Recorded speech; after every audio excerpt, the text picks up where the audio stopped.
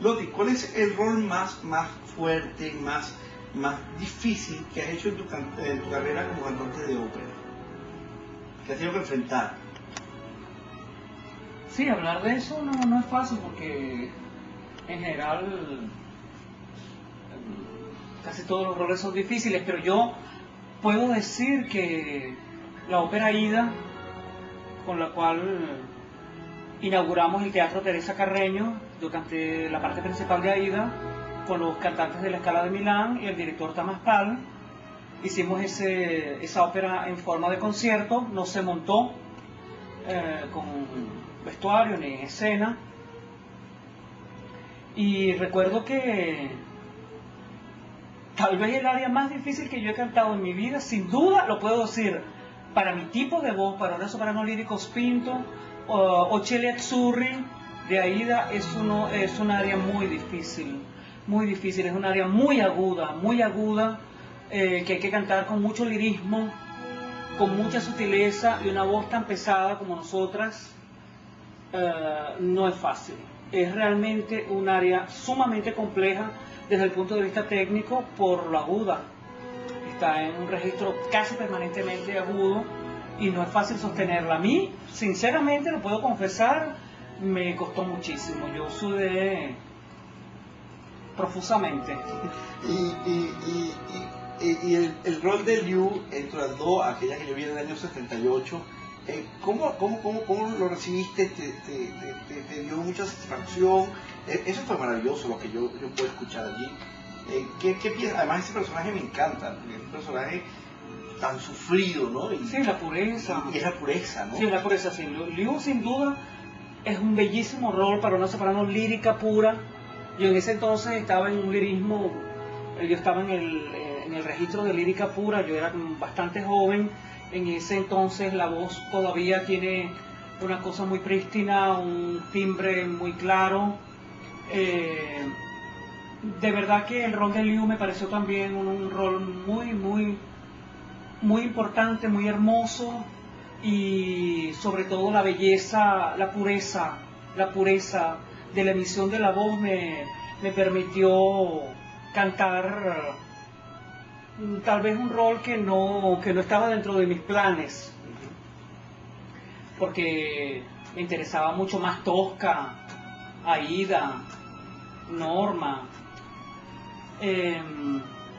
Todo esto aunado, por supuesto, también puedo decir que una de las obras también más complejas que tuve que enfrentar también, sin duda, es el Kindertotenlieder de Mahler. Es una obra muy compleja y que Morela Muñoz ya me había advertido que no la cantara porque era pavosa, y yo no le creí, y escéptica como era, la canté contra viento y marea. Y de verdad que después me fue muy mal, me quedé sin carro, sin amor, sin plata, sin casa, sin nada. Como que pero la cantaste. Claro, la canté, me arriesgué y asumo el riesgo. Claro, qué bien. Sí. Y fíjate, que tú eres una de esas cantantes de mediados del siglo XX que llega con todo un bagaje de música contemporánea. ¿Cómo fuiste recibida en tu repertorio de música contemporánea aquí en Venezuela? Sí, qué buena pregunta, porque en Venezuela había pocos músicos que estaban interesados en la difusión de la música contemporánea. Debo decir, sin ambajes, que uno de los precursores e impulsadores de la música contemporánea sin duda fue el maestro Rugeles, con quien hice varias obras. Entre ellas hice una de Luciano Berio, Oquín, donde yo cantaba con 5 instrumentos y la voz es un instrumento más. No está puesta como la solista con los instrumentistas que acompañan al solista andino. No, es la experiencia de aunar la voz como un instrumento más a los demás instrumentos, cada uno con un fraseo musical distinto, y me parece una experiencia exquisita porque fue una cosa muy hermosa que hicimos. El público era muy poco. La música contemporánea en los años, principios de los 80, era muy exigua. Y hicimos algunas cosas, dentro de eso hice Mahler también, hice también en la cuarta de Mahler, hice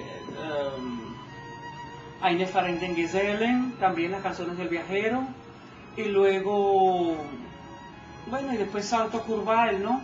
Bueno, tu famoso recital de Kurzweil fue el último que hiciste, acompañada por Carlos Duarte. ¿Qué experiencia te recuerdas de aquello? Bueno, claro, ya con mi llegada a Kurzweil y prácticamente la culminación de mi, yo no lo puedo llamar carrera, porque yo nunca quise hacer carrera en nada, de verdad. Nunca me interesó la carrera, me parece una cosa absurda.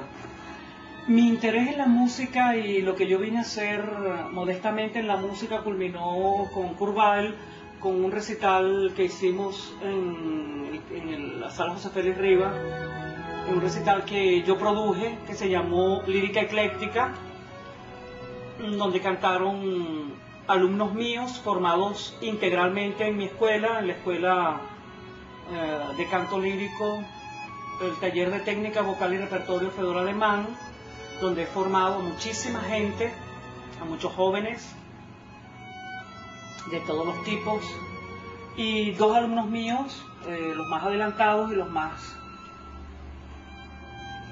tal vez mis albaceas musicales, el Domingo Balducci y Daniel Ravelo, cantaron conmigo obras barrocas y líder.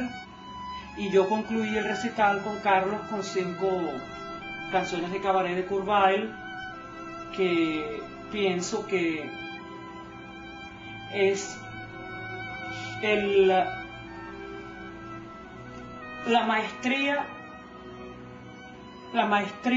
que yo pude haber obtenido en lo que es el mundo de la música y la poesía, con una visión cósmica como la que tenía Carlos Duarte de la música y la poesía también.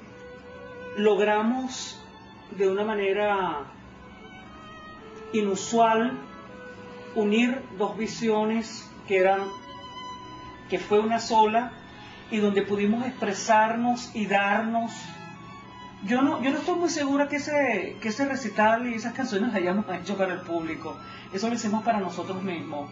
Que la hayamos hecho en público y que hayamos podido pensar en regalarle esa pequeña, modesta ofrenda musical a la gente es otra cosa, pero Carlos y yo hicimos eso más que todo para nosotros mismos.